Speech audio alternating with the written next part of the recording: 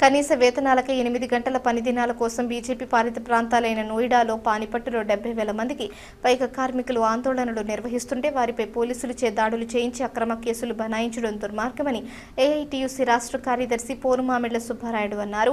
కేంద్రంలోని మోదీ సర్కార్ 44 కార్మిక చట్టాలను రద్దు చేసి 4 లేబర్ కోడ్లుగా మార్చడం మూలంగానే బీజేపీ పాలిత ప్రాంతాల్లో పారిశ్రామిక కార్మికులకు లింగ వివక్షతతో కూడిన వేతనాలు చెల్లించడాన్ని అక్కడి కార్మికులు ప్రతిఘటించారన్నారు. కార్మికులకు ప్రజానికానికి ఎలాంటి ప్రయోజనకరమైన కార్యక్రమాలు చేపట్టలేదన్నటువంటిది నిదర్శనం. ఒక్కొక్క మోడీ ఈరోజు అంతర్జాతీయంగా వచ్చినటువంటి ముడి సరుకులు ముందుగానే హెచ్చరించింది. అక్కడ నుండి ఇరాన్ పైన దాడులు జరుగుతాయన ప్రపంచవ్యాప్తంగా క్రూడాయిలు సమస్యలు వస్తాయని చెప్తాను కూడా ఒక్కొక్క అమెరికా సామ్రాజ్యవాదానికి మోడీ ప్రభుత్వం మోడీ యొక్క మొక్కరిల్లంపడంగానే ఈరోజు దేశంలో ఒక్క డీజిల్ పెట్రోల్ కొరత ఏర్పడింది. ఒక్కొక్క ఈరోజు నిత్యావసర వస్తువుల ధరలు కూడా పెరుగుతాయని చెప్పి కూతవేటి దూరంలో ఉన్నటువంటి నోయిడా ప్రాంతం అంటే దాదాపు 67 కిలోమీటర్ల లోపలే ఉంటుంది. ఈ ప్రాంతంలో దాదాపు 40,000 మంది కార్మికులు కనీస వేతనాలు లేకపోతే ఏ రకంగా తిరిగి బతికి బట్టకట్టగా నడుస్తామని చెప్పేసి ఆయా పరిశ్రమలపై దాడులు జరపడం జరిగింది. వాటిని నిరసిస్తా వీటికి సంబంధించినటువంటివి మిగతా ప్రాంతాలలో కూడా ఈ మధ్యకాలంలో ఆందోళన కార్యక్రమాలు జరిగాయి. పానిపట్టులో కూడా అంతకు మునుపు ఆందోళన కార్యక్రమం కార్మికులు చేశారు.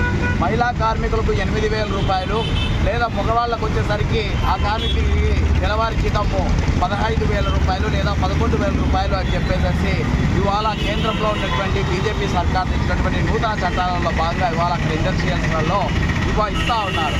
ఈ 15,000, 8,000తో మొత్తం కలిపితే 23,000 లేదా 28,000తో ఏ రకంగా ఈ ఢిల్లీ నగరాలలో కానీ లేకపోతే పంజాబ్లో కానీ లేకపోతే కనుక హర్యానాలో కానీ బీజేపీ పాలిత ప్రాంతాలైనటువంటి రాష్ట్ర ఈ మెట్రో స్టేషన్లలో బతకాలి అని చెప్పేసి కార్మికులందరూ కూడా ఇవాళ నిరసన కార్యక్రమాలు తెలియజేస్తూ ఉన్నారు. వాటితో పాటు 8 గంటల పని దినాలు తీసేసి మహిళలను అర్ధరాత్రి పూట పనిచేయాల్సిందే అని చెప్పి నిర్వివాదంగా చెప్తా ఉన్నటువంటి పరిస్థితి. ఢిల్లీలో ప్రతిరోజు చూస్తూ ఉన్నాం.